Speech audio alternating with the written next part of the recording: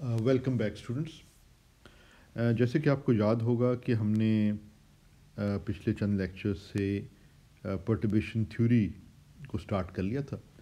Perturbation theory जो है वो एक एक बड़े सब्जेक्ट का एक हिस्सा है, इम्पॉर्टेंट हिस्सा है, और वो कहलाती हैं अप्रॉक्सीमेशन स्कीम्स।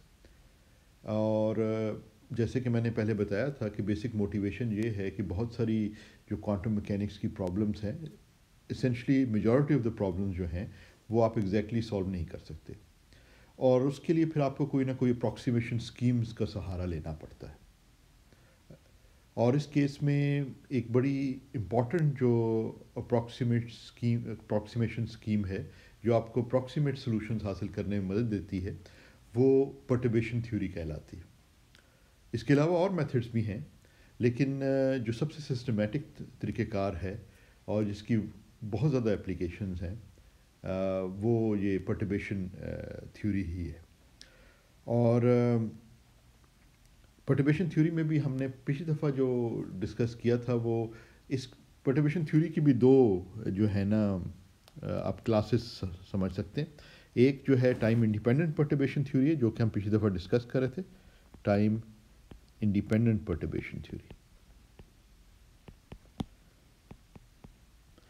ये वो केस है जो कि हमने पिछली दफ़ा डिस्कस किया था, जब हैमिल्टोनियन जो है वो टाइम इंडिपेंडेंट होता है। पर्टर्बेशन में ये तो ज़रूरी है कि जो आपका एक second time independent perturbation theory एक होती है, जिस पर्टर्बेशन में हर दफ़ा केस तो ये होगा कि आपके पास हैमिल्टोनियन जो है उसको आप इस फॉर्म में लिख सकें, यानी कि एक हिस्सा हैमिल्टोनियन का वो है जिसको आप एग्जैक्टली सॉल्व कर सकते हैं, यानी आइगन फंक्शंस और आइगन वैल्यूज़ हासिल कर सकते हैं एग्जैक्टली, और एक हिस्सा जो है वो है जिसको आप एग्जैक्टली सॉल्व नहीं कर सकते। तो इस तरीके से आपको बेसिक हैमिल्टोनियन को दो हिस्सों में ब्रेक कर लेते हैं।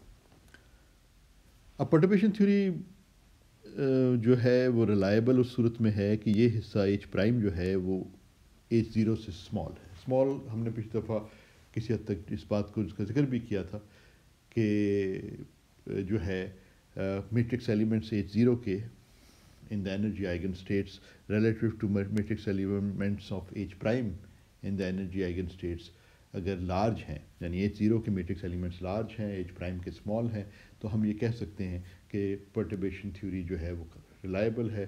क्योंकि पर्टर्बेशन थ्योरी में जैसे आपने देखा है कि डिफरेंट ऑर्डर्स की टर्म्स आती हैं, तो आप के पास जो हायर ऑर्डर टर्म्स हैं वो स्मॉल होनी चाहिए ताकि आप इनको इग्नोर कर लें, क्योंकि अब इन्फिनिट ऑर्डर तक तो जाना मुमकिन नहीं होता और वो फ़ायदेमंद भी नहीं होता और बहुत मुश्किल बन जाता है। इसलिए कहीं ना कहीं वो पर्टर्बेशन सीरीज़ को रोकना पड़ता है, ब्रेक करना पड़ता है। तो उसको ब्रेक करने के लिए भी कोई ना कोई जस्टिफिकेशन होनी चाहिए, और जस्टिफिकेशन यही होती है कि हायर ऑर्डर टर्म जो हैं वो जो हायर ऑर्डर टर्म्स हैं वो निग्लिजिबली स्मॉल हैं लोअर ऑर्डर टर्म्स की निस्बत। अच्छा, अगर आपका हैमिल्टोनियन टाइम इंडिपेंडेंट है और इस तरीके से आप उसको ब्रेक कर सकते हैं, एच प्राइम स्मॉल है एंड सो फोर्थ, ये रिक्वायरमेंट सेटिस्फाई होती हैं, तो वो आप टाइम इंडिपेंडेंट पर्टर्बेशन थ्योरी इस्तेमाल कर रहे हैं, जिसको हमने देखा था कि जहाँ हमारा मेन फोकस जो होता है वो होता है कि correction to the zeroth order energy. Zeroth order energy जो एनर्जी आइगन वैल्यूज़ हैं एच ज़ीरो की, उनमें करेक्शन, उसमें क्या तब्दीली आई है, यानी जब हमने लिखा था ई एन जो हम लिखते थे, हम कहते थे ज़ीरोथ ऑर्डर एनर्जी है प्लस फर्स्ट ऑर्डर करेक्शन, तो ये फर्स्ट ऑर्डर तक हमने टर्म रखी। तो हमारा मकसद ये था कि ये शिफ्ट इन एनर्जी जो है, ज़ीरोथ ऑर्डर एनर्जी जो है उससे एनर्जी में क्या तब्दीली आई है वो मालूम करें, यानी ये ई एन वन हम मालूम करें। तो ये फर्स्ट ऑर्डर पर्टर्बेशन थ्योरी का इस्तेमाल करके ये हम मालूम कर सकते हैं। और ये इसको भी अगर आपको याद हो, ये सब चीज़ें हमने वैसे पहले की हुई हैं, मैं आपको रिमाइंड भी कर दूँ। तो फर्स्ट ऑर्डर करेक्शन जो हमने एनर्जी की थी वो इस तरीके से मालूम की। इसी तरह हम first order correction to the state vector भी मालूम कर सकते हैं, वो भी हमने किया। तो हमने बेसिकली फ़र्स्ट ऑर्डर तक अपने आप को उसमें फ़ोकस किया था, हायर ऑर्डर तक हम जा सकते हैं, लेकिन क्योंकि टाइम की भी थोड़ी कमी है इसलिए मैं हायर ऑर्डर को भी नहीं डिस्कस कर सका टाइम की कमी की वजह से।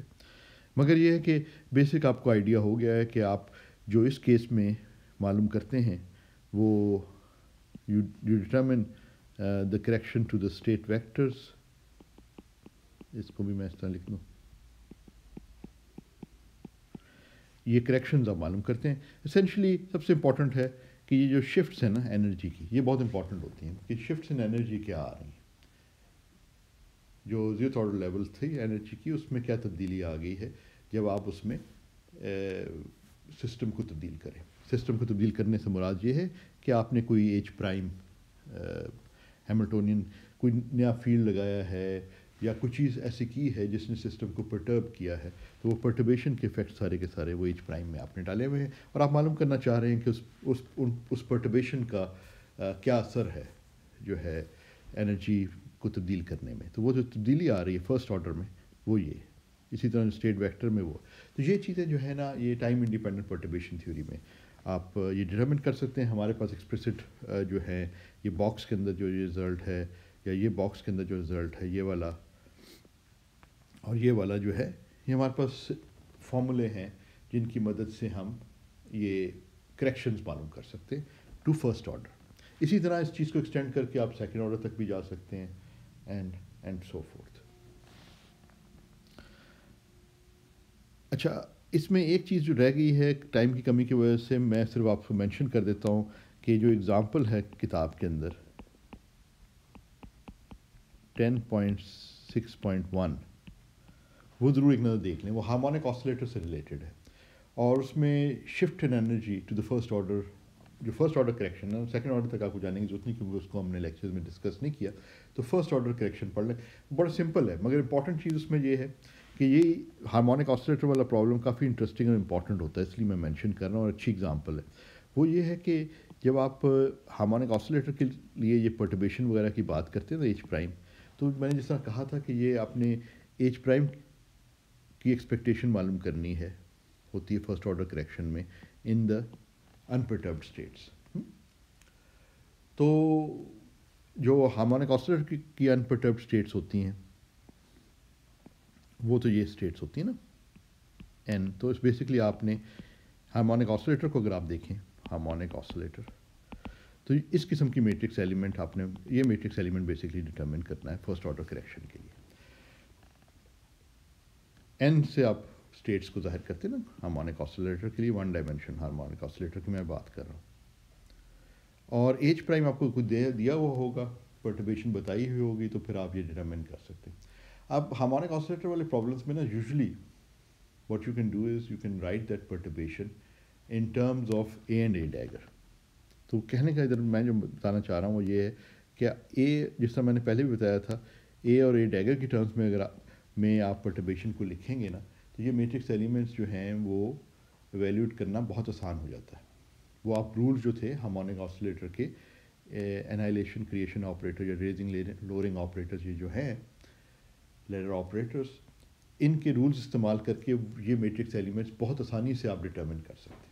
तो आपके लिए जो है काफ़ी आसान हो जाएगा। तो ये एग्जांपल ज़रूर एक नज़र देख लें। अगर कोई इसमें इशू हुआ तो we can have a discussion session on it if you like. अगर जब हमारा वो लेक्चरिंग का टाइम ख़त्म हो रहा है और इस वीक वो डिस्कशन सेशन नहीं है, लेकिन अगर आप लोगों ने कुछ डिस्कस करना हो, you can always get in touch with me and we can set up a discussion session. अच्छा जी, अब ये है कि क्योंकि हम एंड ऑफ द सेमेस्टर आ गए हैं और there is lots and lots to discuss, और ये अच्छी बात है। I mean it's not a bad thing, क्योंकि इसका मतलब है कि there is much to learn. लेकिन टाइम की कंस्ट्रेंट्स को सामने रखते हुए अभी जो फाइनल एक टॉपिक मैं करने लगा हूँ वो टाइम डिपेंडेंट पर्टर्बेशन थ्योरी को डिस्कस करूँगा, वो भी क्योंकि बहुत इंपॉर्टेंट टॉपिक है। तो that would be our final topic. तो आज का लेक्चर होगा और एक लेक्चर और होगा और वो हम टाइम डिपेंडेंट पर्टर्बेशन थ्योरी को कवर करने की कोशिश करते हैं। अच्छा, अब मैं जो बात आपसे कह रहा था कि ये टाइम इंडिपेंडेंट पर्टर्बेशन थ्योरी भी हमने डिस्कस की है। पर्टर्बेशन थ्योरी की एक और ब्रांच है जो कि टाइम डिपेंडेंट पर्टर्बेशन थ्योरी कहलाती है। उसमें सिर्फ फ़र्क ये आ रहा है कि बेसिकली जो आप हैमिल्टोनियन को तो इस तरीके से लिख सकते हैं, मगर उस केस के अंदर होगा क्या कि जो आपका का एच प्राइम है वो टाइम डिपेंडेंट हो जाता है, यानी कि आपने सिस्टम को किसी टाइम डिपेंडेंट मिसाल के तौर पे फील्ड्स से पिटअप किया। इसकी एग्ज़ाम्पल हम पिछले सेमेस्टर में देख चुके हैं जब हमने प्रोबेबिलिटी मालूम की थी स्पिन फ्लिप की इन the presence of a time dependent magnetic field, तो राबी फार्मूला वगैरह हासिल किया था। तो वहाँ ये एग्ज़ाम्पल हमने देखी थी कि वहाँ मैग्नेटिक फील्ड जो था वो एक स्पिन हाफ मिसाल के तौर पे electron which was at rest, उसको हमने एक टाइम डिपेंडेंट मैग्नेटिक फील्ड में प्लेस किया था और ये डिटरमिन करने की कोशिश की थी कि अगर वो इनिशली स्पिन अप स्टेट में है या प्लस स्टेट में है तो माइनस स्टेट में जाने की क्या प्रोबेबिलिटी है। वहाँ पे हम एक ट्रांसफॉर्मेशन करके उस टाइम डिपेंडेंट प्रॉब्लम को हमने, अगर आप याद करें, तो रिड्यूस कर लिया था एक टाइम इंडिपेंडेंट प्रॉब्लम में, तो उसको हम एग्जैक्टली सॉल्व कर सके थे। बहुत सारे केसेस में ये एग्जैक्टली सॉल्व नहीं किया जा सकता, मगर इस किस्म की परटर्बेशन ज़रूर मौजूद हो सकती हैं जो कि टाइम डिपेंडेंट हो, जैसे कि वहाँ पे टाइम डिपेंडेंट मैग्नेटिक फील्ड था। वहाँ पे मैग्नेटिक फील्ड की जो फॉर्म थी वो आपको शायद याद हो, इस किस्म की थी, बी है cos omega T in the z direction for example, plus इस तरीके से। तो अब ये जो है ना, क्योंकि एक्सप्लिसिटली मैग्नेटिक फील्ड टाइम के ऊपर डिपेंड कर रहा है, तो आपका हैमिल्टोनियन भी टाइम डिपेंडेंट बन जाता है, ठीक है ना, cos ओमेगा टी फंक्शन के साथ, क्योंकि ये एक्सप्लिसिट टाइम डिपेंडेंस है। तो अगर आप इसको एग्जैक्टली सॉल्व कर सकते हैं तो वो तो बहुत रेयर सा केस है जिसकी हमने एग्जांपल देख ली पिछले सेमेस्टर में। जनरली क्या होगा, अगर हमने इस किस्म का कोई भी सिस्टम है उसको time dependent electric magnetic fields वगैरह में, इलेक्ट्रोमैग्नेटिक फील्ड में अगर आपने रखा या उसे किसी टाइम डिपेंडेंट वे से परटर्ब किया, तो फिर आपका को एग्जैक्टली सॉल्व नहीं कर सकेंगे, और उस केस में फिर आपको कोई अप्रॉक्सीमेशन स्कीम का इस्तेमाल करना पड़ेगा। अब अप्रॉक्सीमेशन स्कीम्स में हम परटर्बेशन थ्योरी को अगर चूज़ करते हैं, जो कि सिस्टमेटिक प्रोसीजर है करने का, तो हम टाइम इंडिपेंडेंट परटर्बेशन थ्योरी नहीं, बल्कि हमें अपनी जो परटर्बेशन थ्योरी है उसको भी मॉडिफाई करना पड़ेगा, और वो जो मॉडिफिकेशन है वो टाइम डिपेंडेंट परटर्बेशन थ्योरी कहलाती है। इस केस में भी हम ऑब्वियसली हमें ये ज्यूम करना पड़ेगा कि एच प्राइम जो परटर्बेशन है जो टाइम डिपेंडेंट है वो स्मॉल है relative to H zero. Matrix elements की टर्म्स में हम उसे डिफाइन कर सकते हैं स्मॉल और लार्ज का हिसाब से, और फिर वहाँ से हम आगे आगे बढ़ सकते हैं। तो अब हम जो डिस्कस करने लगे हैं आज के लेक्चर में फॉर्मली, ये तो सारा मैं एक तरह से आपको मोटिवेट कर रहा था, समझा रहा था कि क्या है। तो आज हम जो अब फॉर्मली इसको स्टार्ट करते हैं वो है टाइम डिपेंडेंट परटर्बेशन थ्योरी।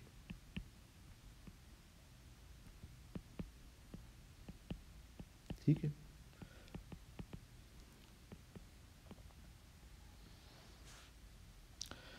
अच्छा, टाइम इंडिपेंडेंट परटर्बेशन थ्योरी में हम ज़रूरी हमारा इंटरेस्ट होता है एनर्जी शिफ्ट्स में मालूम करने, यानी एनर्जी लेवल्स हैं En0 जैसे कि इधर है,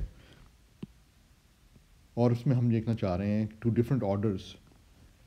इधर तो हमने फर्स्ट ऑर्डर दिखाया, सेकंड ऑर्डर होगा तो एक प्लस En2 वाली टर्म भी आ जाएगी। तो फिर बेसिकली इंटरेस्टेड इन कि जो आपकी ज़रूरत लेवल एनर्जी लेवल्स थी, ज़रूरत ऑर्डर की जो एनर्जी लेवल्स थी, उनमें परटर्बेशन की वजह से क्या शिफ्ट आया, क्या चेंज आया।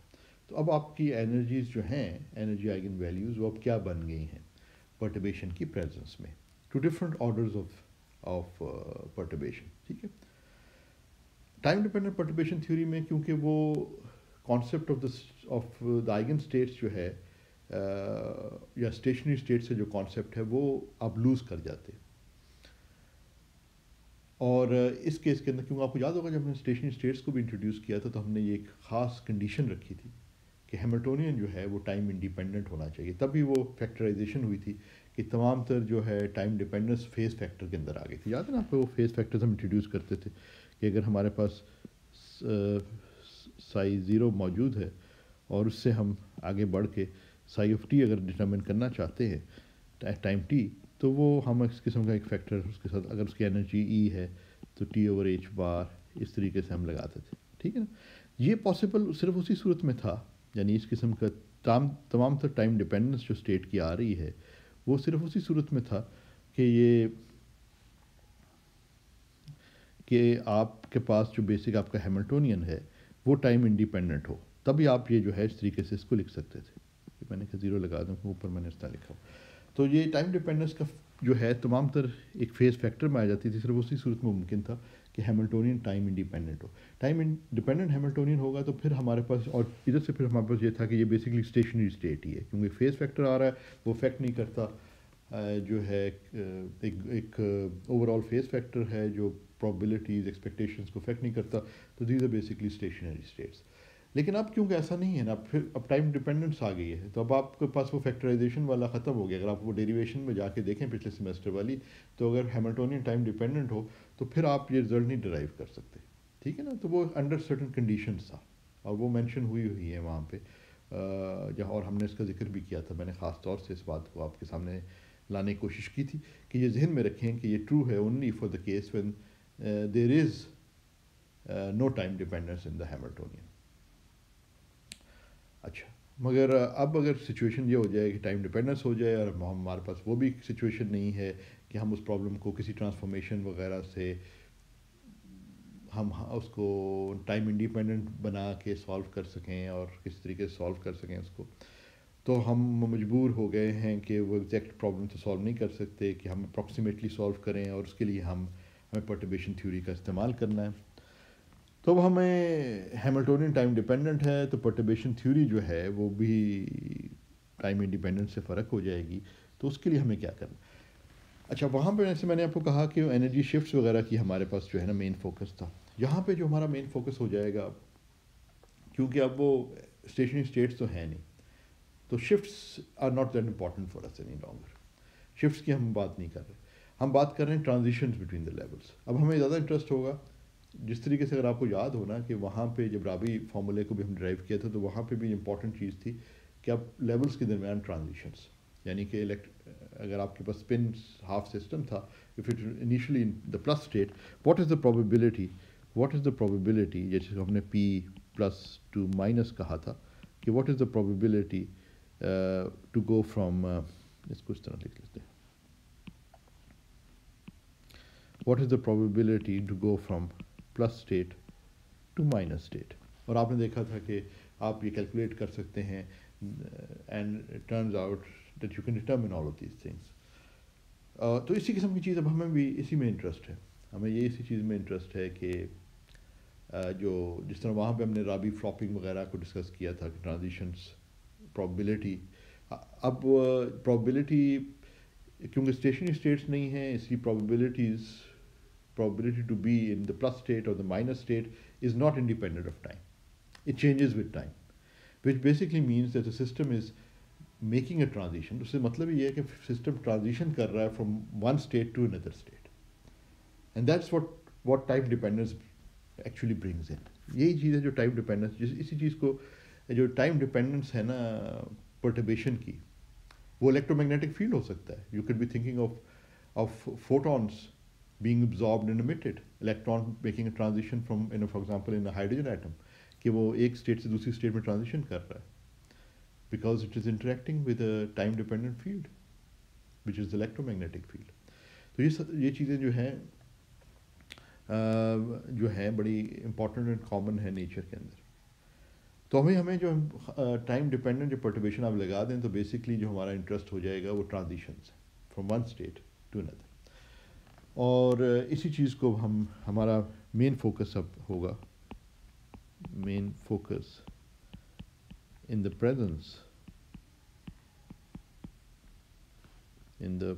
presence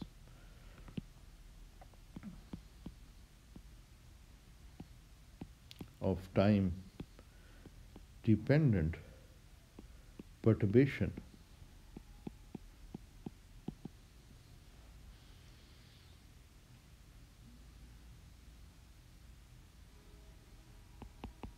is the transition between levels.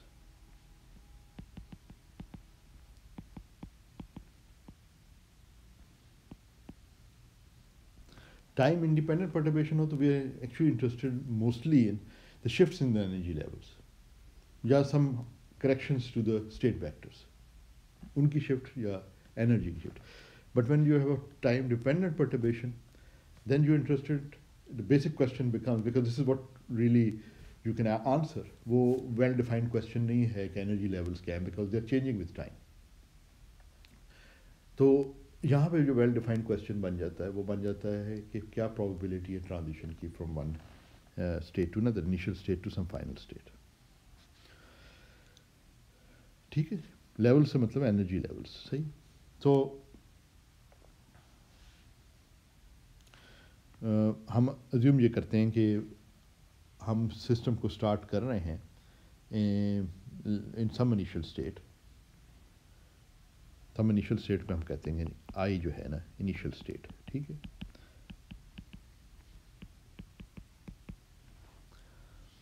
फिर हम नेक्स्ट क्या करते हैं कि ये जो इनिशियल स्टेट है इसके ऊपर एक टाइम डिपेंडेंट परटर्बेशन हमने लगा दिए, और हम ये मालूम करना चाहेंगे कि transition to the final state की प्रोबेबिलिटी क्या है। So it transitions from some initial state. It can transition to from some initial state to some final state, and we want to find out the probability that the system would be found in this final state at some later time t. So ये t is equal to 0 है, time flow कर रहा है इधर, and this is some later time t. तो अब हमारा main M ये है कि ये इस किस्म के सवाल का जवाब देना। अब आपका जो हैमिल्टोनियन है वो आपका जो हैमिल्टोनियन आपका है वो है उसमें एक हम कहते हैं कि ये प्रॉब्लम हम एग्जैक्टली सॉल्व नहीं कर सकते, तो इसमें एक पार्ट है जो टाइम इंडिपेंडेंट है जिसको आप एग्जैक्टली सॉल्व कर सकते हैं, और ये टाइम डिपेंडेंस आ गई।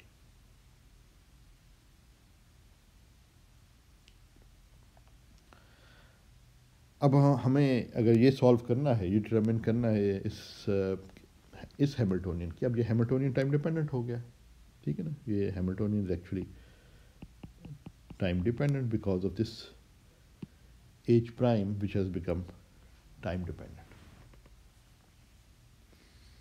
तो अब अगर आपने energy eigen states, energy eigen values मालूम करनी है तो obviously you have to go back to the full Schrodinger equation, time dependent Schrodinger equation, and solve for the eigenstates and eigenvalues. But वो eigenstates और eigenvalues जो हैं वो time के साथ तब्दील होंगे, ठीक है ना। तो your energy eigenvalues would be changing with time, your energy eigenstates would be changing in time because the Hamiltonian is continuously changing in time. So आप हर instead of time में आप अलग-अलग मालूम कर सकते हैं, but levels are changing with time at each instant of time.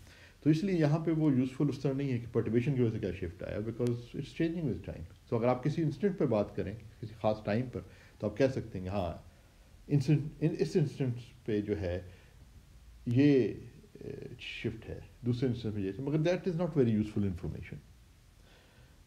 ज़्यादा useful जो इस केस में फिर बन जाता है वही जो मैंने अभी बताया आपको कि ट्रांजिशन बिटवीन द लेवल्स।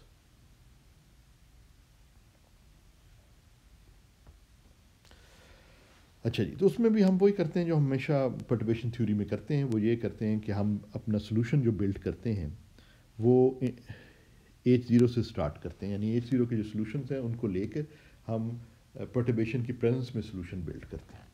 तो इधर भी हम यही करेंगे, विल से कि जी कि हमारा जो सोल्यूशन है in the presence of H prime not equal to zero.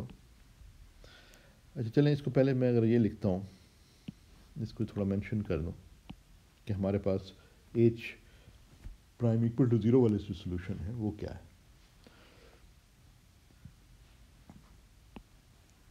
We build on the solutions of H0। ये हमें अज्यूम किया हुआ कि H0 के सोल्यूशन हमें पता है।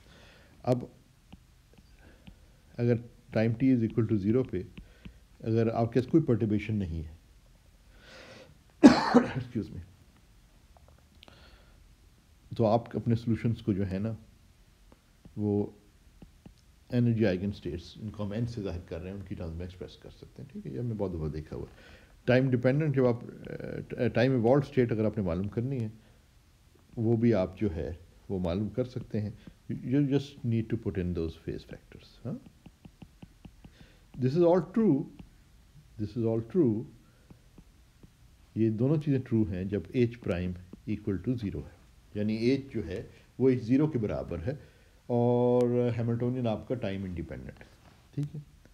नाउ द क्वेश्चन इज़, अगर आपके पास H prime not equal to zero, जो कि जिसमें हम इंटरेस्टेड हैं पर्टर्बेशन थ्योरी में, तो अब हम जो हमारे पास ये ऊपर जो गिवन है, these are the solution, basic solution when the Hamiltonian is time independent.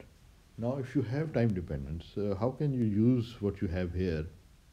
ये क्वेश्चन है।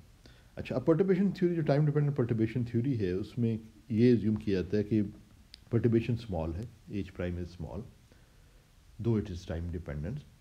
टाइम डिपेंडेंट तो है मगर स्मॉल है, तो हम ये एज्यूम करते हैं कि ये सॉल्यूशंस काफ़ी हद तक जो हैं टाइम इवॉल्व सॉल्यूशन ये जो हैं ये होल्ड करेंगे, मगर एग्जैक्टली तो होल्ड नहीं कर सकते, फिर तो वही हमारे पास रिजल्ट आ जाएगा जो कि एच प्राइम के बगैर है।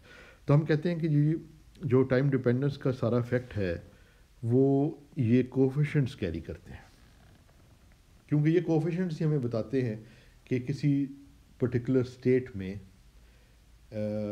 प्रोबेबिलिटी एम्पलीट्यूड क्या है, यानी स्टेट एन में सिस्टम के होने का प्रोबेबिलिटी एम्पलीट्यूड जो है वो सी एन बताएगा, इसका एब्सोल्यूट स्क्वायर करेंगे तो प्रोबेबिलिटीज़ मिल जाएंगी। तो हम ये क्योंकि ट्रांजिशन बिटवीन द लेवल्स में इंटरेस्टेड हैं, तो बेसिकली सारी इन्फॉर्मेशन एसेंशली इन सीज में ही है, कोफिशिएंट्स में। और हम ये कहते हैं टाइम डिपेंडेंट पर्टर्बेशन थ्योरी में कि एक तरह से अजम्पशन ही है, वी वर्क विद दैट, कि ये सी एन जो हैं इस केस के अंदर टाइम डिपेंडेंट हो जाते हैं ये कोफिशिएंट्स। तो हम टाइम डिपेंडेंट पर्टर्बेशन थ्योरी में हम ये कह रहे हैं कि साई टी जो है आपका वो काफ़ी हद तक जो zero H prime is equal to zero वाला केस ही बन जाता है, but there is a slight but important difference, वो ये है कि ये कोफिशिएंट्स जो हैं they are now time dependent. ये लेके अब आगे चलते हैं।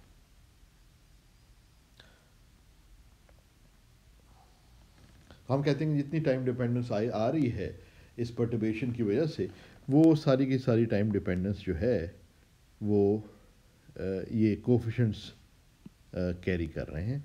और अगर हम ये किसी तरीके से कोफिशिएंट्स डिटरमिन कर लें तो हमें पता चल जाएगा कि ये जो पर्टर्बेशन है उसका क्या इफेक्ट है। तो अब मेन काम जो हो गया वो ये हो गया कि we want to determine, we want to find C N T, ठीक है ना। जितनी लेवल्स हैं एनर्जी लेवल्स की सिस्टम की, उतने ये कोफिशिएंट्स हैं, वो सब डिटरमिन करने पड़ेंगे, ठीक है ना।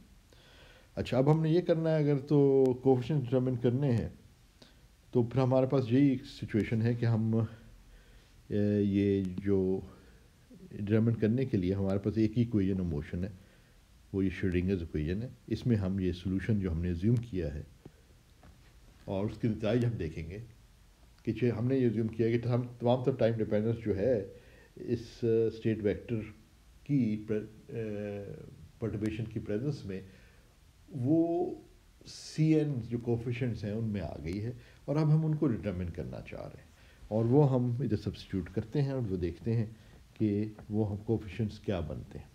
तो लेट्स सब्स्टिट्यूट दैट देयर। तो अब हम जो बेसिकली यहाँ से इसको उठा के इधर सब्स्टिट्यूट करने लगे।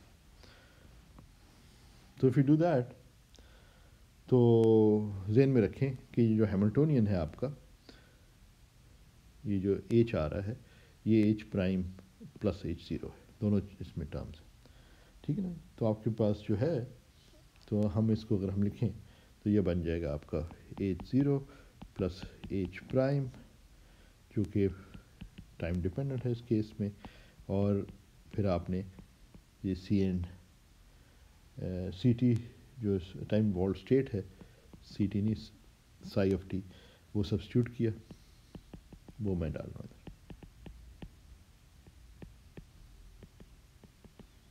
डी बाई डी टी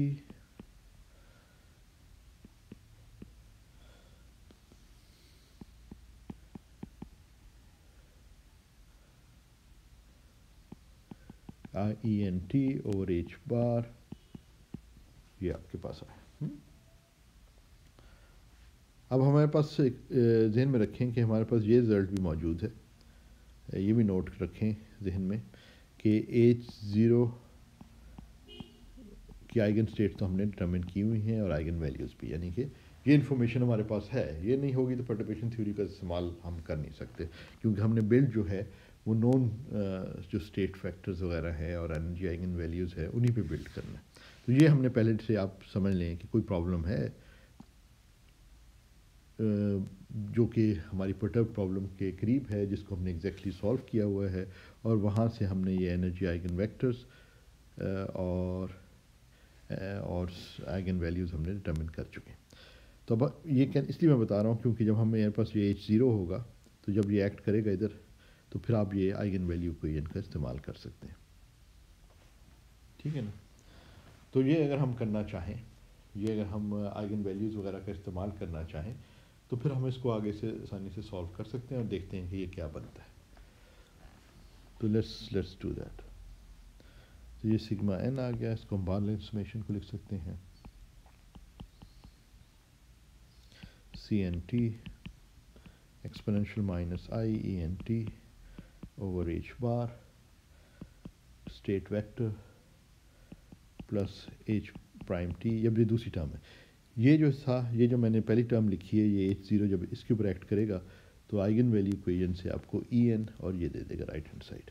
तो ये आपके पास स्टेट वेक्टर दोबारा आ जाएगा। En हमने पहले लिख लिया क्योंकि ये सारे नंबर्स हैं, तो En को हम आगे पीछे मूव कर सकते हैं। इनमें कोई भी ऑपरेटर नहीं है। ऑपरेटर होता है तो फिर ऑर्डर का ख्याल रखना पड़ता है ना, आपको पता है इन चीज़ों का।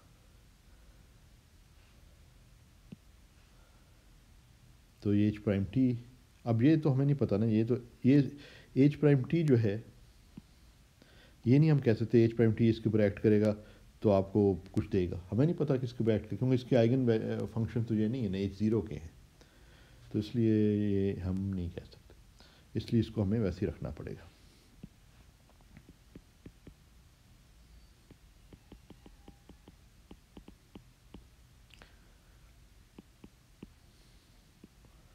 ये आपका लेफ्ट हैंड साइड आ गई। अब मैं राइट हैंड साइड लिख रहा हूँ। राइट हैंड साइड पे आपके पास सिग्मा n बाहर लिख लिया, ये d देखें दो, अब इधर आप राइट हैंड साइड पे देखें तो डेरिवेटिव लेना है विद रिस्पेक्ट टू टाइम। दो फंक्शंस हैं टाइम के, तो इन दोनों का प्रोडक्ट रूल को इस्तेमाल करते हुए हम लिखेंगे, तो दो टर्म्स आपके पास आएंगी।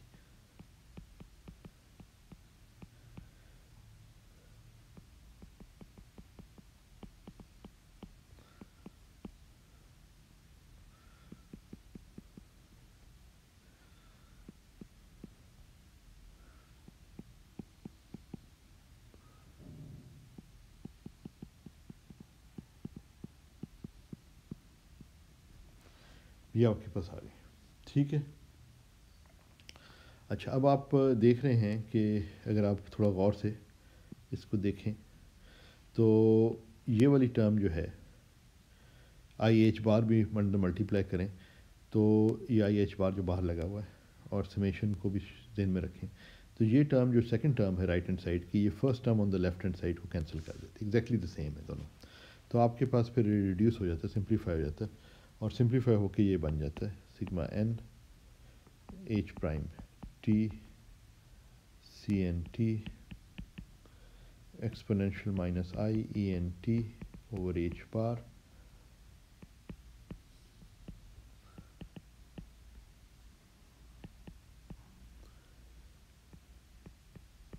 ये डेरिवेटिव आ गया, आप जो कोफिशेंट है और ये जो टर्म्स बची है ना, second term on the left hand side and first term on the right hand side बची, वही हमने इधर लिख ली है।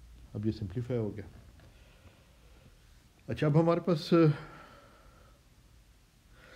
एक्सक्यूज मी, अब हमारे पास जो है ये जो, अगर आप गौर करें तो हमें बेसिकली जो चीज़ फाइंड करनी है वो ये कोफिशेंट्स हैं CNT, और तो इधर उसका डेरिवेटिव आ रहा है।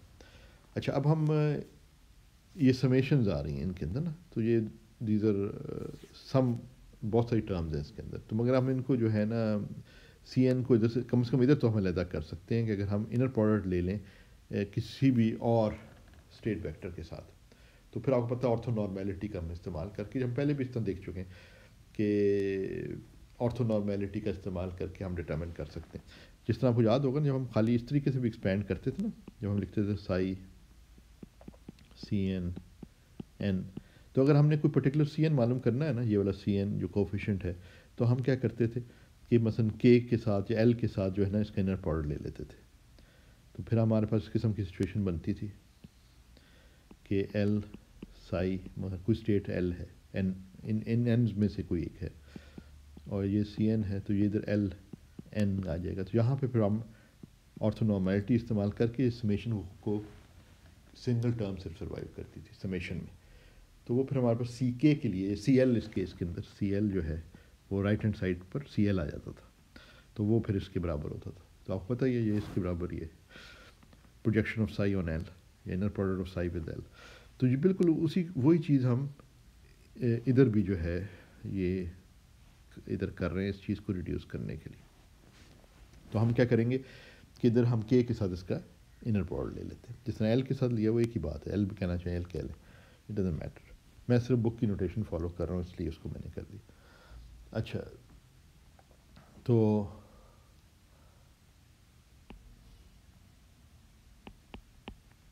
ये जब इनर प्रोडक्ट लिया तो ये चीज़ इस तरह आ जाएगी। अच्छा, इसको भी मुझे इस तरह लिखने की ज़रूरत नहीं है क्योंकि काफ़ी सिंपल सी बात है। अगर आप देखें ना इसका, अगर मैं के साथ इसका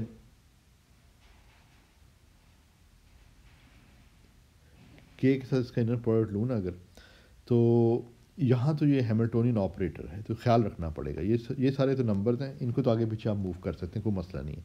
मगर जब इनर प्रोडक्ट लेंगे ना तो ये इनर प्रोडक्ट सीधे इधर नहीं आएगा, वो एज के साथ आएगा। इस तरह मतलब इसको जब लिखेंगे तो ये बनेगा। ये तो नंबर्स हैं, इनको तो आप आगे पीछे मूव कर सकते हैं। तो हम नंबर्स को जो है ना इस साइड पे ले जाते हैं, और मैट्रिक्स एलिमेंट्स जो हैं हम रिड्यूस इस तरीके से कर देंगे कि ये बन जाता है। और यहाँ पे भी जो आपके पास रिज़ल्ट आ रहा है वो D C N by D T exponential minus I E N T over H bar, ये सब नंबर हैं। हाँ, तो यहाँ पे जब होगा तो के एन के ऊपर इनर प्रोडक्ट आ जाएगा। मगर यहाँ पे हम सीधे के और एन नहीं कर सकते, बीच में एक ऑपरेटर भी पड़ा हुआ है ना, उसका ख्याल रखना, ठीक है। तो ये बेसिकली मैट्रिक्स एलिमेंट बनता है ये। अब यहाँ पे वही आपके पास डेल्टा के एन आ जाएगा, ये जो है ये जो चीज़ है ये ऑर्थोनॉर्मेलिटी की वजह से। तो अब आपके पास ये जो राइट हैंड साइड है इसमें आपके पास आ जाएगा आई एच बार, सिर्फ एक टर्म सर्वाइव करेगी जिसमें एन के बराबर होगा समेशन में।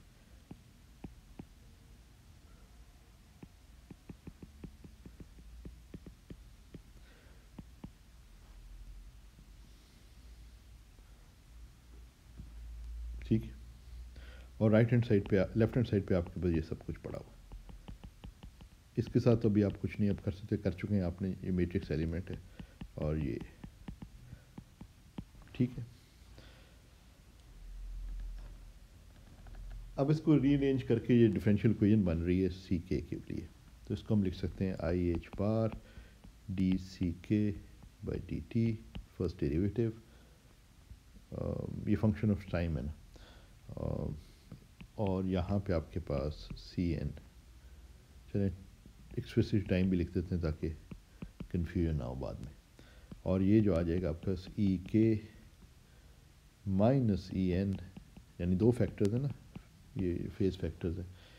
इस वाले को हमने दूसरी साइड पे ले गए, यानी इस वाले को हम दूसरी साइड पे ले जाएं तो फिर ये आपके पास बन जाए। और आपके पास है के एच प्राइम टी और एन, ठीक है। तो हर कोफिशिएंट के लिए, हर कोफिशिएंट सी के लिए आपके पास ये जो है एक डिफरेंशियल इक्वेशन आ गई है। और ये कपल डिफरेंशियल इक्वेशन है क्योंकि जो है ये मुख्तलिफ एंस के साथ कपल्ड है, ठीक है ना। ये सम ओवर समेशन है ना इधर, तो डिफरेंट एन वैल्यूज़ आएंगे उसमें, के भी होगा और भी वैल्यूज़ होंगे, सी केज भी आएंगे और इधर से भी आएंगे। अब इसको जो है ना कपल डिफरेंशियल इक्वेशन इतनी आसान नहीं है सॉल्व करना। और इसके लिए भी हम एक अप्रॉक्सीमेटली ये ज़्यूम करते हैं कि हम जो कोफिशेंट्स हैं उनको हम मुख्तलिफ ऑर्डर ऑफ पर्टर्बेशन में लिख सकें। यानी सी एन को हम इस तरीके से ज़्यूम करते हैं कि हम लिखते हैं CN0 प्लस CN1 प्लस जो ऊपर सब सुपर स्क्रिप्ट है ना वो ऑर्डर को शो कर रहा है and so on, order of perturbation को। अब अगर इसको सॉल्व करने के लिए हम इस तरीके से हम इसका मतलब है कि हम ये कपल डिफरेंशियल इक्वेशन जो हमारे सामने यहाँ पे मौजूद है इसको भी हम पर्टर्बेशन थ्योरी ही की मदद से सॉल्व करेंगे। अभी तक तो हमने कोई इस तरह के अप्रॉक्सीमेशन इस्तेमाल नहीं की, हमें तो बेसिकली सिर्फ हमने ये अजम्पशन एक की थी कि तमाम तो टाइम डिपेंडेंस जो है वो CNTs में आ रही है, जो पर्टर्बेशन का इफेक्ट है जो कोफिशेंट्स में आ रहा है, और हमने फिर इसे श्रोडिंगर इक्वेशन में सब्स्टिट्यूट करके इनर प्रोडक्ट वगैरह लेके हम यहाँ तक पहुँच गए। अब हम जो है ना वो पर्टर्बेटिवली इसको सॉल्व करेंगे इस डिफरेंशियल इक्वेशन को, इसलिए हम ये जो कोफिशेंट्स हैं उनके डिफरेंट ऑर्डर की कॉन्ट्रीब्यूशंस को देखेंगे। यानी कि टोटल जो आपके पास कोफिशेंट है it is the sum of the zeroth order term plus the first order term plus the second order term plus third order and so forth. इस तरीके से हम इसको लेके आगे चल रहे हैं। एक चीज़ और का ख्याल रखना पड़ेगा कि राइट हैंड साइड में पर्टर्बेशन क्योंकि एच प्राइम है तो राइट हैंड साइड पे पर्टर्बेशन की एक टर्म मौजूद ही है। तो अगर हम सेम ऑर्डर ऑफ पर्टर्बेशन को कंपेयर करना चाहते हैं लेफ्ट हैंड साइड पे और राइट हैंड साइड पे सेम ऑर्डर की टर्म्स को कंपेयर करना चाहते हैं इन पर्टर्बेशन, तो CN का कोफिशेंट लेफ्ट हैंड साइड पर और राइट हैंड साइड पे सेम नहीं हो सकता, क्योंकि राइट हैंड साइड पे जो CN का कोफिशेंट है यानी कि इनमें कोफिशेंट जो CN कोफिशेंट का जो सुपरस्क्रिप्ट है ऑर्डर जो है वो फ़र्क होगा इस सेंस में कि यहाँ पे एक एच प्राइम पहले ही आया हुआ है तो ये एक कम होना चाहिए इससे ताकि ऑर्डर सेम हो। समझ रहे हैं कि पर्टर्बेशन की एक टर्म इधर आई हुई है तो यहाँ से CN की वैल्यू एक कम होगी तो फिर मैच होगा लेफ्ट हैंड साइड से, तो ऑर्डर मैचिंग जो है ना उस तरीके से होगी। तो इसका मतलब ये हुआ कि अगर हम ज़ीरोथ ऑर्डर को देखते हैं, ज़ीरोथ ऑर्डर को अगर हम देखें और मैं इसको लिखूं लेफ्ट हैंड साइड को कि ये ज़ीरोथ ऑर्डर जो है इसमें ज़ीरो से ज़ाहिर करूं ओवर DT, ये टाइम डिपेंड करता है। तो राइट हैंड साइड पे क्योंकि पहली एक टर्म पर्टर्बेशन की मौजूद है तो ये कोफिशिएंट ज़ीरो होना चाहिए, ठीक है ना। तो ज़ीरोथ ऑर्डर का मतलब ही ये है कि राइट हैंड साइड पे ज़ीरोथ ऑर्डर टर्म जो है वो ज़ीरो ही है, क्योंकि जो पहली टर्म आपको नॉन ज़ीरो नज़र आती है वो फर्स्ट ऑर्डर इन पर्टर्बेशन है, क्योंकि ये टर्म तो गायब नहीं हो सकती ना, ये तो मौजूद ही होगी। अलबत्ता ये इसको हम कह सकते हैं कि ये ज़ीरो, तो ये ज़ीरो हो जाएगा राइट हैंड साइड। तो ज़ीरोथ ऑर्डर टर्म आपको उस सूरत में मिलेगी जिस वक्त कोई, दूसरे लफ्ज़ों में कहने का मकसद ये है कि ज़ीरोथ ऑर्डर टर्म आपको उस सूरत में मिलेगी जब कोई पर्टर्बेशन ना हो। जब कोई पर्टर्बेशन ना हो तो ये टर्म जो है एच प्राइम ज़ीरो हो जाएगा और राइट हैंड साइड ज़ीरो हो जाएगा, विच इज़ कंसिस्टेंट। उस केस के अंदर जो कोफिशिएंट्स हैं ये टाइम के साथ तब्दील नहीं होंगे, तो हमें वापस वही रिज़ल्ट मिल जाएगा जो हमारा ओरिजिनल रिज़ल्ट था इस किस्म का, जो मैंने इस किस्म का रिज़ल्ट टाइम T0 वाली स्टेट का। और अगर टाइम T पे स्टेट मालूम करनी है तो फिर आपके पास ये फेस फैक्टर यानी ये रिज़ल्ट हमें मिल जाएगा। ये जो एच प्राइम ज़ीरो वाला रिज़ल्ट था ना उसमें CN जो है वो टाइम पे डिपेंड नहीं कर रहे, साई टाइम डिपेंडेंस जो है साई ऑफ T की वो इस फेज़ फैक्टर में है। हम वापस उसी रिज़ल्ट पे पहुंच गए अगर कोई पर्टर्बेशन ना हो। पर्टर्बेशन ना होने का मतलब ये हुआ कि वो पर्टर्बेशन की ज़ीरोथ ऑर्डर है कि पर्टर्बेशन मौजूद नहीं है। तो उस केस के अंदर CK जो है CK इंडिपेंडेंट यानी कोफिशिएंट जो है वो इंडिपेंडेंट ऑफ टाइम है और वो हमारे पुराने रिजल्ट से कंसिस्टेंट है। तो अच्छी बात है कि वो चेक हो रहा है कि पिछले रिजल्ट और यह रिजल्ट जो है वो मैच करता है इस केस इस लिमिट में। अच्छा, अब हमें फर्स्ट ऑर्डर में इंटरेस्ट है, let's go to first order. Zeroth order में तो हमें पता ही है क्या है, क्योंकि वो तो हम एग्जैक्टली सॉल्व कर ही चाहते हैं पर्टर्बेशन थ्योरी के बगैर भी।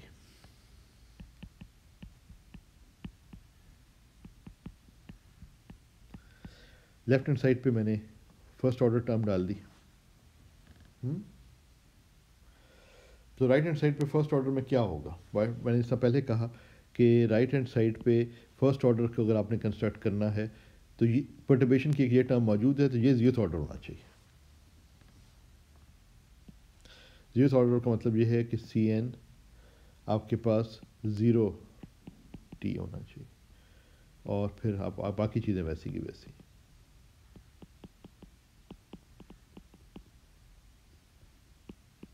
ठीक है ना, बाकी में तो ऑर्डर जो आ रहा है परटर्बेशन का वो तो सिर्फ कोफिशेंट्स में आ रहा है, तो वहाँ वो यूनिट आइडेंटिफाई करना है कि इसलिए मैंने आपको पहले कहा था कि जब आप मैच करेंगे, मतलब फर्स्ट ऑर्डर टर्म आप कंस्ट्रक्ट करना चाहेंगे, तो यहाँ पे जो कोफिशेंट है उसका जो ऑर्डर है 1, और राइट हैंड साइड पे जो कोफिशेंट है उसका ऑर्डर 1 कम होगा उससे, जो जैसे 0 है, क्योंकि फर्स्ट ऑर्डर टर्म ये बन जाएगी क्योंकि इधर एक कंट्रीब्यूशन इधर से फर्स्ट ऑर्डर कंट्रीब्यूशन इधर से आ ही रहा है, तो ये जीरोथ ऑर्डर कंट्रीब्यूशन और फर्स्ट ऑर्डर कंट्रीब्यूशन को मिलाएं तो first order contribution right hand side पे बन जाता है और वो मैच करता है first order contribution on the left hand side.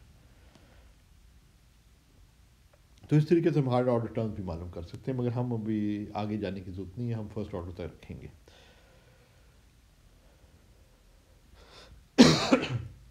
अच्छा, अब हम थोड़ा सा जो है चीज़ों को अपने सिस्टम पे वापस आते हैं जिसमें हमने ये जूम किया हुआ था कि इनिशियली जो है अगर हम फर्स्ट ऑर्डर तक करना चाहते हैं जो चीज़ हमारे पास मौजूद है सब कुछ इस वक्त मौजूद है और हम देखते हैं कि फ़र्स्ट ऑर्डर रिजल्ट्स हमारे क्या हैं।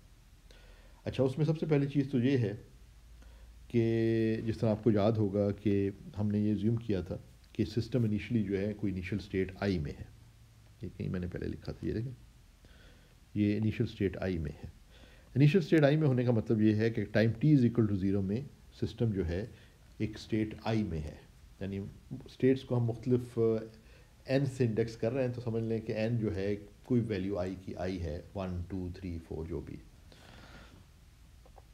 तो लेट्स से कि तो फिर हमारे पास जो कंडीशन बन गई वो बन गई कि सी एन जो है, ये मुख्तलिफ जो सी एन आ रहे हैं राइट हैंड साइड पे, वो at time t is equal to 0 this is equal to delta N I, यानी इसका मतलब ये है कि ये 1 है अगर एन आई के बराबर है और 0 है तमाम दूसरी स्टेट्स का। मतलब ये इसका मतलब ये हुआ कि ये सिस्टम किसी एक सिंगल स्टेट में है initially at time t is equal to 0, तो वो ये कंडीशन बन जाती है जो कि डेल्टा फंक्शन की टर्म में, क्रॉनिकर डेल्टा की फंक्शन की टर्म में इसको एक्सप्रेस किया जा सकता है, क्योंकि डिस्क्रीट हम ले रहे हैं ना n को, कैन हैव डिस्क्रीट वैल्यूज़, तो इसलिए हमने क्रॉनिकर डेल्टा से इसको ज़ाहिर कर दिया। तो ये इसी चीज़ को एक्सप्रेस कर रहा है कि psi at time t is equal to 0 is the state i। तो कोफिशिएंट्स की टर्म में अगर आप लिखना चाहें तो ये बन जाएगा, और अगर आप इसको देखें इधर तो यही चीज़ इधर से भी ज़ाहिर हो जाती है कि सी एन की जगह अगर आप डेल्टा एन आई डाल दें इधर, तो ये सम में सिर्फ एक ही सर्वाइव करेगा जो कि आई। ठीक है, तो हम क्यों कोफिशिएंट्स की टर्म्स में कर रहे हैं तो इसलिए ये स्पेसिफाई करना यूज़फुल है इस फॉर्म में, ताकि हम इसको इधर सब्स्टिट्यूट कर सकें।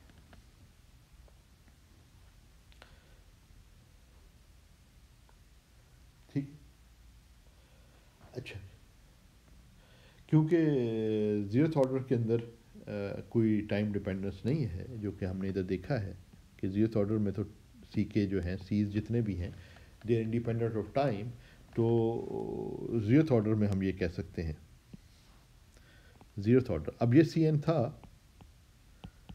तो जीरोथ ऑर्डर हमें चाहिए ना इधर,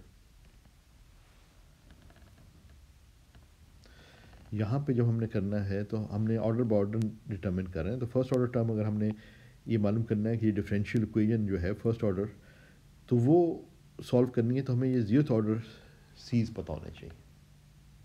ठीक है ना, अच्छा, ये सी एन जो है ना हमारा कोफिशिएंट है फॉर द केस विद, हम अभी सी एन जो इधर लिखा हुआ है it is not to any order of the perturbation. अच्छा, जीरोथ ऑर्डर अगर हमने करना है तो हमें पता है कि टाइम इंडिपेंडेंट होगा, जीरोथ ऑर्डर वाला जो सीज हैं वो टाइम इंडिपेंडेंट होते हैं, इसका मतलब है जीरोथ ऑर्डर तक में भी ये जो है एट टाइम टी जो है भी यही रहेगी, डेल्टा एन आई रहेगा। यहाँ से हम यहाँ आ सकते हैं ज़ीरोथ ऑर्डर में। ज़ीरोथ ऑर्डर में इसका मतलब ये है टू द ज़ीरोथ ऑर्डर, इसका मतलब कोई परटर्बेशन आपने नहीं लगाई हुई, तो जो आपके पास इनिशियल स्टेट आई थी वो इनिशियल स्टेट आई रहेगी at time T is equal to zero, जो इनिशियल स्टेट थी वही एट टाइम टी भी रहेगी, क्योंकि आपने कोई परटर्बेशन लगाई नहीं है, तो ये स्टेशनरी स्टेट ही है। इसके साथ जो फेस फैक्टर मल्टीप्लाई होता है वो स्टेट को तो अफेक्ट करता नहीं। तो ज़ीरोथ ऑर्डर पे आप ये कह सकते हैं कि डेल्टा एन आई है।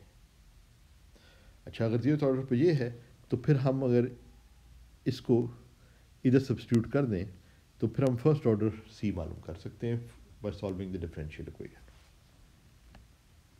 ये बात समझ में आ रही है आप लोगों को?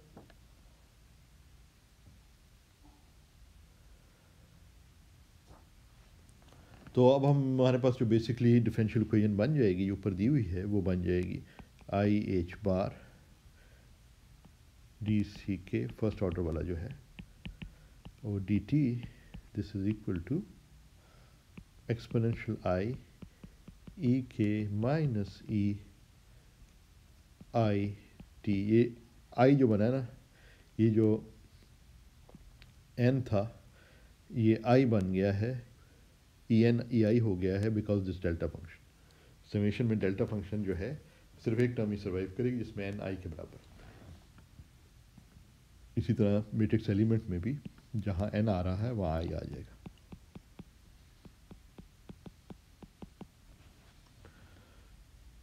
और इसको अगर हम इस फर्स्ट ऑर्डर डिफरेंशियल इक्वेशन है, इसको हम इस फॉर्म में लिख सकते हैं। सोल्यूशन इसका फॉर्मली हम सोल्यूशन को ऐसे लिख सकते हैं कि ये 1/IH बार है 0 to t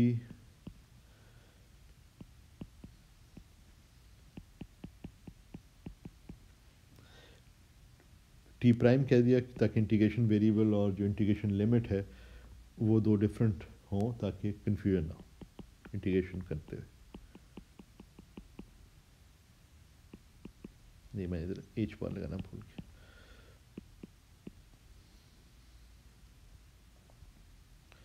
D T prime, तो ये आपका जो है कोफिशिएंट आ गया। ठीक है, तो फर्स्ट ऑर्डर में आपको ये रिज़ल्ट आ गया, और ये हमें बताता है कि जो एनर्जी आइगन स्टेट है जो एनर्जी आइगन स्टेट की एनर्जी आइगन स्टेट है उसका कोफिशिएंट जो है वो टाइम के साथ, जब आपने ये परटर्बेशन लगाई हुई है एच प्राइम, तो कैसे टाइम के साथ इवॉल्व करता है। इसमें हम जो ये भी डिफ़ाइन कर सकते हैं कि यहाँ पे एक फ्रीक्वेंसी भी आ रही है जो कि बोर फ्रीक्वेंसी है, एनर्जी लेवल्स का डिफरेंस, इसको भी हम डिफ़ाइन कर सकते हैं। ये भी फिर नोटेशन में यूज़फुल हो सकता है बाद में, बोर फ्रीक्वेंसी।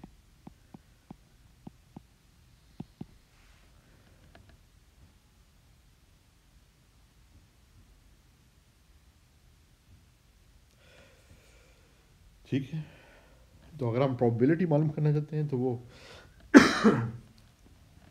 अगर हम प्रोबेबिलिटी मालूम करना चाहते हैं from initial state I to some final state F, तो हमें बेसिकली सी एफ टी जो है उसका एब्सोल्यूट स्क्वायर लेना होगा। सही है ना, क्योंकि ये कोफिशिएंट्स का एब्सोल्यूट स्क्वायर ही आपको प्रोबेबिलिटीज़ देता है। और अगर हम ये सी एफ ऊपर से के की जगह एफ डाल दें तो ये बेसिकली आपके पास एब्सोल्यूट स्क्वायर ले लें तो ये एच बार स्क्वायर बन जाता है, 0 to t बन जाता है, के की जगह एफ डाल दिया। इनिशियल और फाइनल लिखने के लिए ना, सिर्फ यही मकसद है। आमतौर पर आई और एफ स्टेट्स कहते हैं इनिशियल और फाइनल को। आई टी ओवर एच बार, ये टी टी प्राइम आ गया और ये एब्सोल्यूट स्क्वायर आ गया। ठीक है जी, तो ये प्रोबेबिलिटी है।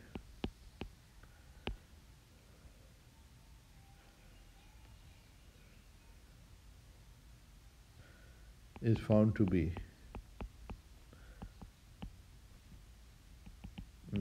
state f at time t if it is initially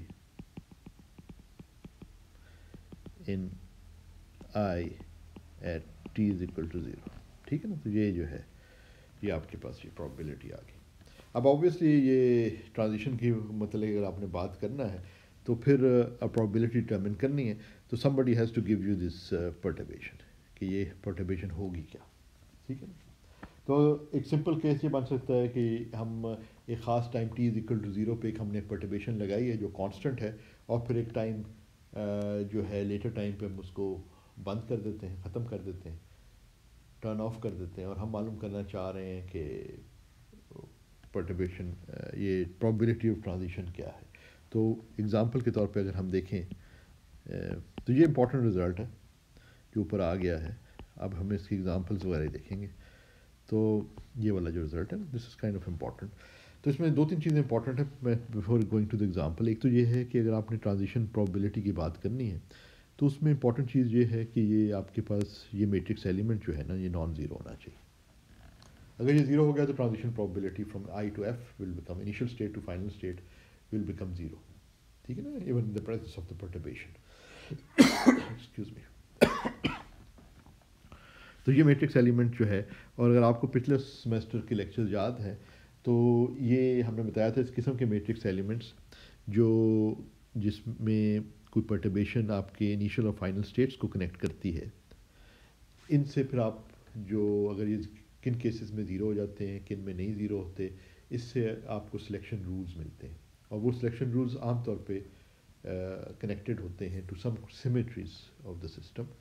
तो कुछ स्टेट्स जो हैं और उस फॉर अ गिवन परटर्बेशन जो है वो के दरमियान ट्रांजिशंस अलाउड हैं और कईयों के दरमियान पॉसिबल नहीं होती, अलाउड नहीं होती ट्रांजिशंस। तो ये मैट्रिक्स एलिमेंट बड़ा इंपॉर्टेंट रोल प्ले करते हैं। तो ये बहुत इंपॉर्टेंट इसके अंदर ये चीज़ आ जाती है।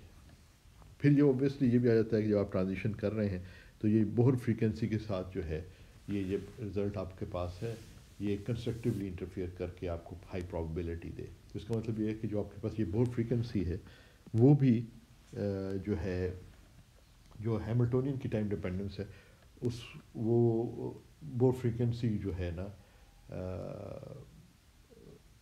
कि कंपोनेंट्स पे उसमें मौजूद हो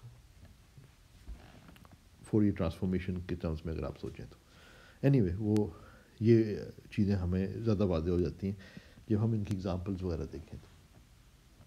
तो कांस्टेंट परटर्बेशन को अगर हम एक एग्जांपल कर लेते हैं आज के लिए, कांस्टेंट परटर्बेशन अगर हमने ली हो तो इसका मतलब हमने एक ख़ास time t is equal to zero पे इसको ऑन किया, वो फिक्स्ड स्ट्रेंथ की परटर्बेशन है, और फिर उसको हमने बंद कर दिया। जितनी देर के लिए भी ऑन रही है वो कांस्टेंट है। तो सी एफ अगर हमने प्रोबेबिलिटी मालूम करनी है तो पहले हम सी एफ टी मालूम कर लेते हैं, उसका एब्सोल्यूट स्क्वायर ले लेंगे। तो प्रोबेबिलिटी हम मालूम करना चाहते हैं transition from some initial state to some final state. तो सी एफ टी के लिए हमारे पास 1/i h बार है।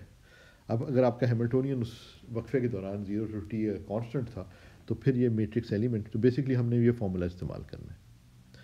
तो अगर आपके पास आपका परटर्बेशन कांस्टेंट थी in this time interval, time के साथ तब्दील नहीं हो रही थी, तो ये मैट्रिक्स एलिमेंट भी टाइम के साथ फिर तब्दील नहीं होगा क्योंकि इसमें सिर्फ टाइम डिपेंडेंस जो है वो परटर्बेशन के अंदर ही है एच प्राइम में।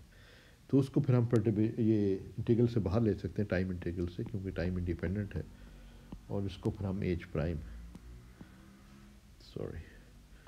इसको फिर हम एच प्राइम लिख लेते हैं, आई लिखना चाहिए इनिशियल टू फाइनल, है ना।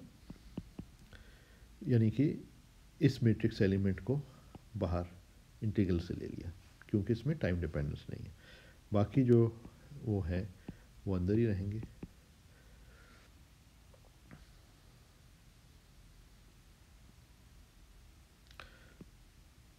हमारे पास ये ई एफ चलो इसको उसकी टर्म्स में लिख लेते हैं, बोर फ्रीक्वेंसी की टर्म्स में। तो बोर फ्रीक्वेंसी की टर्म्स में हम इसको लिखें तो ये काफ़ी सिंपल हो जाता है, आई ओमेगा एफ आई टी और प्राइम और डी टी प्राइम, ठीक है ना। अब ये ट्रिवियल सा इंटीग्रल है जिसको बआसानी सॉल्व किया जा सकता है। तो ये 1/i h बार एफ h प्राइम आई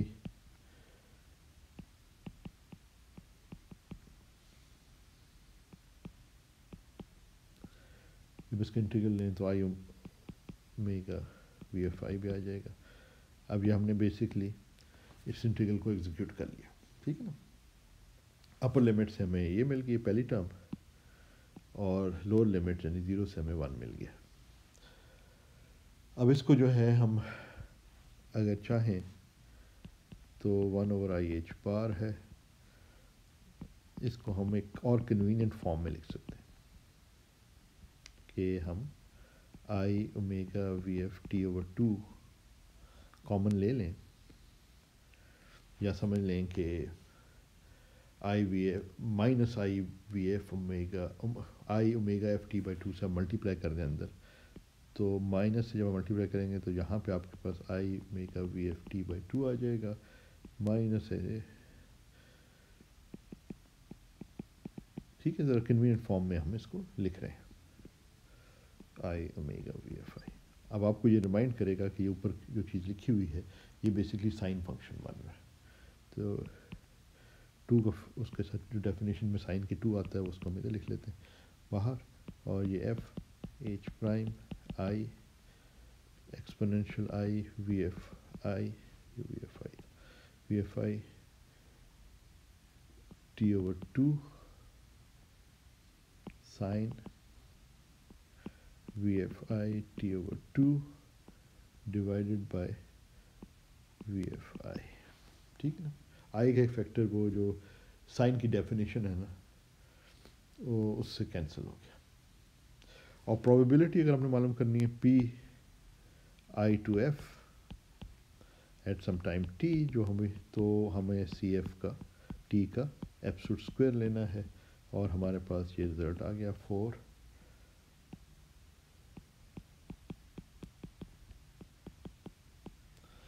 आई एब्सोल्यूट स्क्वायर्ड एच बार स्क्वायर्ड, इससे H bar squared we F I squared और साइन स्क्वायर्ड।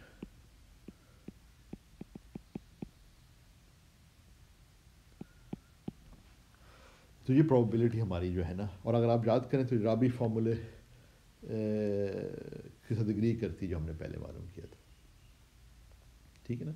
तो वहाँ पे ये वो स्पेशल ये वाला वो वाला केस स्पेशली उससे रिलेटेड है कि उसको एग्जैक्टली भी इसको सॉल्व किया जा सकता है विदाउट यूजिंग पर्टर्बेशन थ्योरी, मगर ऐसा simple good example of using perturbation theory also, तो दोनों एग्री करते हैं, करने भी चाहिए, ठीक है ना। तो ये हमने जिस तरह कहा कि ये आपके पास जो है ट्रांजिशन प्रोबेबिलिटी आ गई है। तो आज हम जो है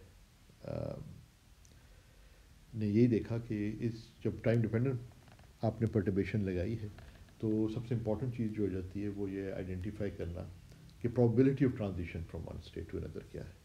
और इनिशियली अगर किसी सिस्टम किसी स्टेट में है, टाइम डिपेंडेंट पर्टर्बेशन की वजह से वो ट्रांजिशन करेगा और उसकी फाइनाइट प्रोबेबिलिटी हो जाएगी, it can transition, it will have finite probability to go from one state to another generically आम तौर से। लेकिन अगर ये मैट्रिक्स एलिमेंट्स वगैरह ज़ीरो हो जाएं तो फिर वो ट्रांजिशन प्रोबेबिलिटी भी ज़ीरो हो जाएगी। तो it depends on the initial and final states obviously, and depends on the perturbation and so fourth. और हम ये देखेंगे कि ये साइन फंक्शन है, जब इसको प्लॉट करते हैं तो अगर आपके पास जो ड्राइविंग फ्रीक्वेंसी है जिस पे आप परटर्ब कर रहे हैं सिस्टम को, वो क्लोज टू और एट रेजोनेंस हो तो ये प्रोबेबिलिटी बढ़ जाती है। ये सब हमने चीज़ें जो हैं वो हमने पिछले सेमेस्टर में भी स्टडी की थी, जहाँ हम स्पिन फ्लिप प्रोबेबिलिटीज़ मालूम कर रहे थे कि प्लस स्टेट से माइनस स्टेट्स में जो ट्रांजिशंस हैं प्रोबेबिलिटीज़ हैं और टाइम डिपेंडेंट हैमिल्टोनियन वो हमें क्या रिजल्ट्स देते हैं। तो वो उन सब से कंसिस्टेंट है, और इसमें कुछ हमने अब आगे एग्जांपल्स वगैरह देखनी है before we finish our course for this semester. So thank you, और टिल नेक्स्ट टाइम, खुदा हाफ़िज़। एक लेक्चर हमारा भी और है और फिर हम ये फिनिश करेंगे।